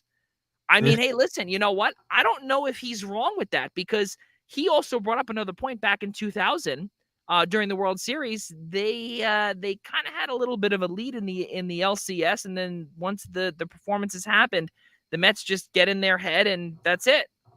Yeah, but the Diaz hasn't had a Superstition. single bad performance the entire year, and now that whole thing has become a meme and so trendy, all over the country and whatnot. His walkouts on, and it's great because he's performing. I don't think anybody would really care for the trumpets if he wasn't. They'd probably say stick a sock in it if Diaz was bad. Yes. But he's doing really well. So you have this entrance. It sounds really great, and now it's turned into this viral thing where now they want Timmy Trumpet there all the time and doing it live. I think really the Mets' problems has been offensive. Yeah. I think They can't hit. Yeah, I mean, we talked about it at the trade deadline special, where it seemed like their little strategy of going cheap on the DH and trying to play the platoon analytics and whatnot with Ruff and Vogelbach, for a time it was working, and it seemed to go really well. And Vogelbach became a big meme, and how he was doing really well. But both of them have gone cold. Ruff really hasn't gotten off to such a big start or whatever that Vogelbach did, but Vogelbach's really cooled off ever since that big start coming out of the trade deadline. Oh yeah. So now they're not really getting much production from their DH position. You mentioned Marte was being hurt. Pete Alonso's kind of been the last month or what. I won't say bad, but it really hasn't been really great Pete Alonso that you saw for most of the season. I know he was on a really breathtaking pace and all that sort of stuff, and close to 100 RBIs and everything. So I'm not saying he's bad or having a bad season, but it's been a little bit of a slow stretch for him. Not that he's the biggest issue or whatnot with the team, but they've been having some offensive slumps around the team, little bits here and there. I think this team is going to go as far as they can hit. The pitching is there. I think the Scherzer to move to the injured list is concerning, but it sounds like it's just a precautionary thing just to give him one or two starts off, but you certainly wouldn't want any health issues there because otherwise, fully healthy, they've got the pitching staff to go all the way. It's just can the hitting be able to contribute, when it gets down to it as we get through this stretch and get through the playoffs. Yeah, that's going to be really tough, especially the hitting. The hitting, as we brought up, aside from Escobar, from McNeil, who else really is there? Sure, you obviously have the polar bear, Pete Alonso, but it's not the way it was early on in the season where they were pretty much hitting everything and everybody. And at one point, they had a team best or a league best 270 batting average as a team. At one point, I remember that. I think it was I'm sorry, let me look back at my notes. 264. 264 was the best they had all season as a team. That now they're not even sniffing 250. So things are going downhill in Queens, but I believe that they are, and this is a hot take. They are in better shape than the Yankees. Do you agree? Absolutely, I agree. They're in way, way, way better position than the Yankees in terms of I think they have the better coach, they have the better pitching staff, and I think you're confident in terms of the lineup that they've had, how they performed earlier in the season, that they can get back to their best. Certainly got great pieces there. We mentioned Alonso. Lindor's had a fantastic year for the most part. And you build off of McNeil, who might just win a batting title this year. And you build off of that, and if the hitting can find its way again as we hit into this stretch in this playoffs, they are a really scary team. I don't think that's as hot of a take as we think. They are in a much better position to improve the Mets more so than the Yankees. Yeah, absolutely. The next thing on our rundown, of course, next week, ladies and gentlemen, we will be beginning our National Hockey League division previews. Mike, I cannot believe hockey is about 2.5, 3 weeks away from preseason. Really crazy stuff, about a month or so away from the start of the season. Next week, we'll be previewing the Pacific Division. Guest is still to be determined, but we can tell you some of the topics that we will be discussing. We'll be talking about the Vegas Golden Knights. What are they going to do with their goalie tandem? Phil Kessel, he arrives in Vegas from Arizona. Kevin Fiala signs in L.A., plus an extension. After he was traded. Johnny Gaudreau gone. Matthew Tkachuk gone. Jonathan Huberdeau, Mackenzie Weegar, and Nazem Kadri all in for Calgary. For Seattle, they've been revamping. Oliver Bjorkstrand, they sent a couple of picks over to Columbus for someone that has control, a few years of control. They signed Andre Burakovsky, drafted Shane Wright, which was another big deal back in July we spoke about. Edmonton re-signs Evander Kane. They also signed finally for their sake, a solid goaltender in Jack Campbell. JT Miller signed a massive extension, 7 years, $8 million per in Vancouver. And of course, in Anaheim, Trevor Zegras, who changed his number to number 11. He is finally going to be this big superstar that Anaheim has hoped for. Head coach Dallas Eakin and the entire Anaheim team, they're ready to go. They signed Ryan Strome, Frank Vetrano, John Klingberg as well to that 1 year, $7 million deal, which we would assume, no doubt in our minds, that no trade clause goes away January 1 and becomes a modified no trade clause. 8 teams on that list come January 21 of 2023, and plus so much more next week. We'll be having the Pacific Division next week, the Central Division on the 23rd. The 30th will be the Atlantic Division, and we will be rounding out our divisional previews on October 7th, Mike, with the Metropolitan Division. So do not miss that, ladies and gentlemen. We've got a whole bunch of great things on the horizon, as well as projects here on the Eastern Observer. And of course, if you do not know, please take a peek on the bottom of your screen on the ticker, and make sure that you follow us on all social media platforms: Facebook, YouTube, Instagram, Twitter, we're all there. We are all there, and all of our handles are right on the bottom, as well as our personal ones as well. So that'll be a ton of fun, Mike. With, ice hockey is back, the NHL is back, but we did hear something today, and this will actually conclude our show just a tiny bit early. We'll see how long it takes us. But despite that, today, a big part of what the Eastern Observer is all about is college basketball, and here we focus on the Big East. We focus on St. John's, we focus on Seton Hall. Those are our two programs that we have been focusing on ever since the Eastern Observer's inception back in 2018. Mike, we got a chance to see the schedule get released courtesy of our good friend John Fanta. It looked great. It sounded great. There's a lot of games that pretty much drop your jaw a little bit. There's a few that are a little bit questionable, whether when they are, where they are, some of the road trips, some of the schedules, things are a little different. Mike, what do you see here with this Big East schedule potentially?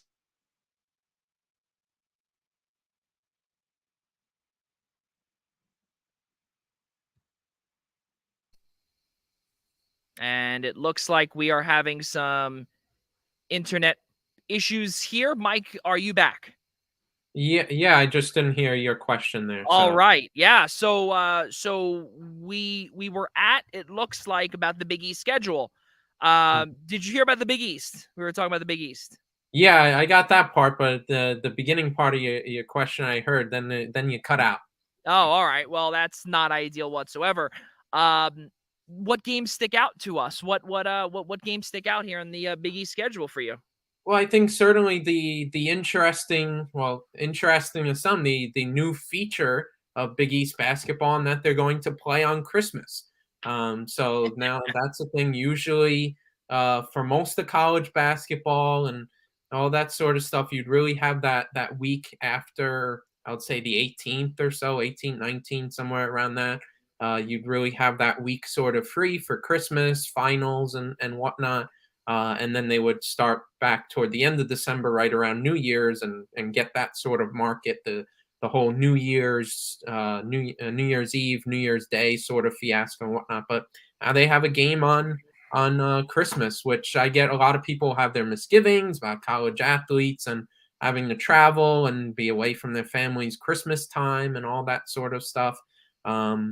Maybe you question it's not the most marquee matchup for Big East play for Christmas Day, which that's certainly questionable. I'm in that camp. You certainly would have loved to see a Villanova Creighton matchup if it was going to be on Christmas Day. So that sort of phenomenon sticks out to me, and I think overall it's going to be a really balanced year around the league. I think we'll still have Villanova and Creighton up there in terms of the national rankings, in terms of their aspirations. Of course, there's a lot of questions too about Villanova and where they're at with the retirement of Jay Wright. But I think it's an overall a very intriguing schedule, certainly on the St. John's side of things. I think it starts earlier for a lot of people, but we see the first game is really early December, the December 7th mark. For St. John's perspective, the first conference game, December 7th against DePaul, which is really intriguing. I think the way we've constantly talked about off camera, the scheduling of St. John's and the way it all operates and whatnot. And yet now you see where Big East play sort of starts, and you kind of got to get rolling relatively quickly in the season and get get together, start playing your best basketball and get the chemistry flowing a little bit quicker maybe than they would like, or maybe that it was in years past. Yeah, absolutely. And some of the games that stick out for me here, for starters, is DePaul St. John's. First off, that is Davy Jones seeing his old team again, of course. That's a big deal. He'll be taking over the spot that was left by Julian Champagny. He'll be taking that spot over, we assume, with St. John's. Then the weird thing is that's on December 7th, Mike. But then the next Big East game, the general next Big East game, is 8 days later, or rather 9 days later, on the 16th of December. There is not a single conference game after the 7th. That's a little boggling to me. Why? Why 9 days after, a week and 2 days after that DePaul St. John's matchup, there is not going to be another game? Is this a beta test for the league? I say yes. What are your thoughts? Yeah, I would tend to agree with that, honestly, because you see how the Big Ten sort of operates and how early they start conference play. I don't know, maybe that I don't have the numbers on that. Maybe that helps ratings and general Yeah. interest and social media hits or something like that, in terms of the league and their matchups and all the highlights on it and whatever. So maybe it's a beta test to have a game or a game or two or a round or two earlier in December, and hit you with that little conference preview before the rest of the teams finish out one or two more non-conference games and then fully get back into it up until March Madness. So I tend to agree with that. I think it's interesting that the beta test is St. John's and DePaul again. You probably thought in terms of the conference, maybe you want to have bigger marquee matchups. I think for St. John's fans, you're probably happy that the first game of the Big East Conference play is not Seton Hall for once. That has been the norm for the last 5 years, and some controversy that's caused and all of that. And you go back to the matchup, we'll never get over the Seton Hall game in 2018, That's right. and all that and all the stuff surrounding that. But I think you're finally happy. Not that you're afraid to play Seton Hall or whatnot and all that sort of stuff. But I think as a St. John's fan, you're like, finally we can start off conference play with a team other than the Pirates. So now they'll start off with DePaul. I think maybe for in terms of the perspective of the schedulers, hey, it's a return for one of the conference best scorers in David Jones going up against DePaul. Yep. At Carnesecca Arena. So maybe there's a little bit of that too, going into all the beta test stuff. Yeah, absolutely. Channeling our good friend Dan Stack, who we will definitely be having on our program, as well as we'll be seeing him at Carnesecca that night. But a few other games that are intriguing to me, Mike. Seton Hall Providence at the Prudential Center, just because last season Providence did not play Seton Hall, did not play Kevin Willard and company last year at the Rock, and that was a big deal when it came to Providence winning the regular season title. There was that one game that was an asterisk there that Providence did not play, and that was because of the COVID cancellations there, which I do not believe comes into effect this year. So every game will be played. So this is the first time in 2 years that Seton Hall will be hosting Providence. St. John's at UConn will not be in stores. It will be at Hartford at the XL Center. So I'm very intrigued to see how that will be in terms of the home court advantage, because when I was there last year, both myself and Kevin Connolly, the home court advantage really was not that great because it was just before the students returned to campus. So there were a good amount of fans inside Gamble Pavilion, but it was not as crazy as we've heard it before for years past between a Villanova UConn or a Seton Hall UConn match. So the next one that I've got here is Seton Hall St. John's. That's a big deal at Carnesecca Arena. The first time since 2015 that Seton Hall will be making a regular season trip to Carnesecca. Obviously, back in 2000. Yeah. Right, I would say with the exception of COVID, of course, they were there at Carnesecca, and I believe the record for St. John's Seton Hall at Carnesecca is, I believe, 22-3, if I'm not mistaken. In that range, I think it's 22-3 or 22-5 that St. John's leads in that respective category between the Pirates. So we'll definitely see what goes on there. And then also St. John's Villanova. Now that contest, obviously, not a lot of people really, obviously a lot of people St. John's wise look at it. Yeah, that's a big deal. It's at Madison Square Garden. But the reason why I put this one on my games that stick out is because it's on a Friday night. It's on a Friday night at MSG. That to me is blasphemy. Really is. I've never seen such a thing It's before. intriguing. It really is. On a Friday night at MSG. I mean, hey, you get the students out, and you'd want to party in the city anyway. So there's your pregame spot in Madison Square Garden. Exactly, absolutely. And then pretty much the team that sticks out for me is Xavier. And the reason why is because Xavier, they've been on the ride for however long. Obviously, they had an epic collapse towards the end of the season with Travis Steele last year. He's out. Sean Miller back in for his second stint as the head coach at Xavier, and that's going to be a big deal. We know what he was, what he was capable of down at Arizona. We know everything, a lot of the baggage that he comes back to Xavier with, but that again is on the contrary, in the rearview mirror. But what Sean Miller does bring is a wealth of recruiting experience. That's where we'll leave it. The next thing, DePaul on Christmas Day. DePaul and Creighton on Christmas Day makes absolutely no sense to me. I hate that matchup, 4:30 on Fox. It might be the worst thing that the Big East has and potentially will do, because it will be in direct competition, not only with football, but also with the NBA. Now, on Christmas, I watch the NBA, right? I'm not really an NBA fan anymore. I used to be, whatever, just simply not there anymore, right, for me. But college basketball is my thing, right?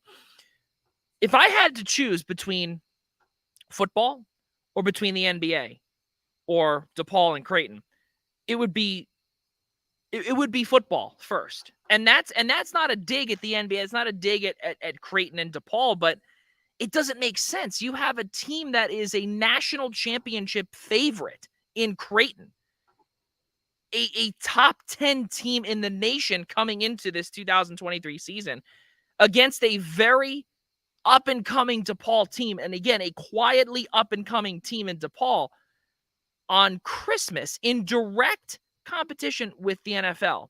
It doesn't make sense to me. It doesn't make sense to me at all. It's one thing if you had Villanova and Creighton, or if you had a Providence and a Creighton. But again, with all due respect to DePaul, I love the fact that they're getting national television exposure because they need it. They do. But not on Christmas Day, when they're going to be in direct competition with others that it's not going to be as great of a draw as it once was. So those are my takes from the schedule this weekend. We'll also be releasing some projects as well that we'll be doing for Seton Hall and for St. John's as well later on throughout the month of September. So it will be tons of fun. I could tell you, myself and Mike will be at Big East Media Day. Going to be tons of fun. October 18th, 9:30 at MSG. And I can tell you, him and I will be doing probably an instant reaction from its most famous arena after all is said and done. So, Mike, with that being said, our show has come to a close. Episode number 98, ladies and gentlemen. We truly appreciate everyone staying with us here and watching us here on our first Friday night back here in 2022. Mike, your kudos goes to whom? My kudos goes to the NFL season being back, as we were talking about at the top of the show. And, me every week obsessing over survivor pool picks or just caring about matchups because I want my damn fantasy football team to win, and having to obsess over every single game on every single player getting those fantasy football points. So season is back, and where my stress levels start going higher again to hope I finally get success with my fantasy football teams again. So all's fun and good. Glad that it's all back, and exciting times ahead. Should be a good football season. Unreal. Yeah, my kudos goes to the passing of Queen Elizabeth II. And the reason why not only was she, not only a uniter around the world, the longest serving monarch in Britain's history. She had a lot to do with sports as well. She had a lot to do with sports here in the United States. She met pretty much every single president, with the exception, I believe, of Dwight D. Eisenhower way early on, and she's dealt with President Clinton, Bush 41, Bush 43, President Obama, President Trump, and President Joe Biden now. So, she has been a part of a lot that sports is. She's been not only a uniter, but also, there was a story that I read too, where George H.W. Bush, Bush 41, invited her to Washington. And at the time, the Nationals were not there. They were in Montreal, obviously. So there was no baseball team. So they went up to Baltimore, and the Queen was there, and the Queen threw out the first pitch and everything along those lines, and made it a very big spectacle.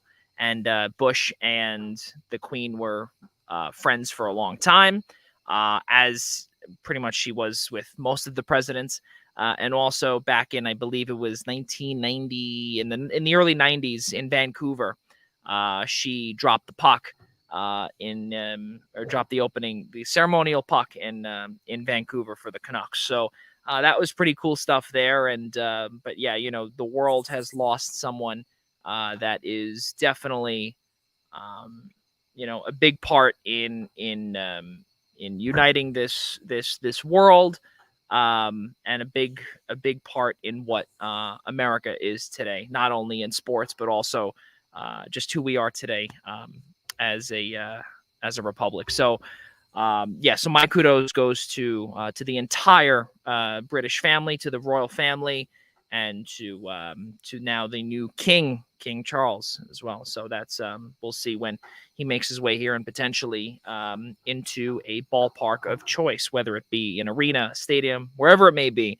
I could see that definitely happening at some point. So with that being said, ladies and gentlemen, we appreciate everyone making their return to the Primetime Rundown and checking us out here on Friday nights. Every single Friday night all the way until next May. We will be on here 7 p.m. Eastern Daylight Time, and eventually it'll be Eastern Standard Time.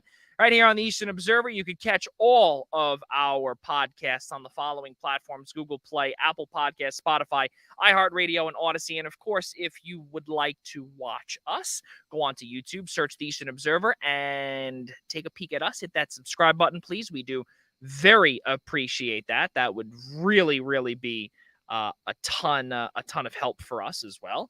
The Essential Wrestling Podcast, be sure to tune in to those guys on Tuesday, September 13th, I believe is the date, for episode number 118, episode 118 for those guys. Al Carl, John DeConnie, John Smith, and Gary Miheffi bring you through the entire world of wrestling and all of the recent events. I know that NXT UK is no longer there, and that's a big part of what Gary Miheffi talks about all the time.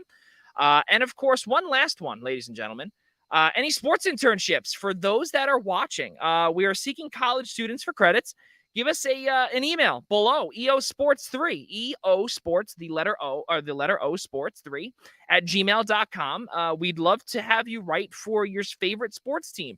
We'd also love to have you on camera as well. If you have dreams about working in sports journalism, we're seeking college students for credits. Please contact me at eosports3 at gmail.com for more details, and we will tell you all about how you could join our team and to, who knows, maybe be a part of this podcast as well. So we've got a long ways to go here with the Eastern Observer, but we can always use some help there. So, Mike, it's been a ton of fun. We will be back next week as we get things going in the National Hockey League, as well as the entire preview for the NHL. For Mike Szabo, I'm Joey Jarzynka. For all of us here from the Primetime Rundown and the Eastern Observer and the entire Blackjack Media Group, we will see you all next week on the Primetime Rundown. So long, everybody.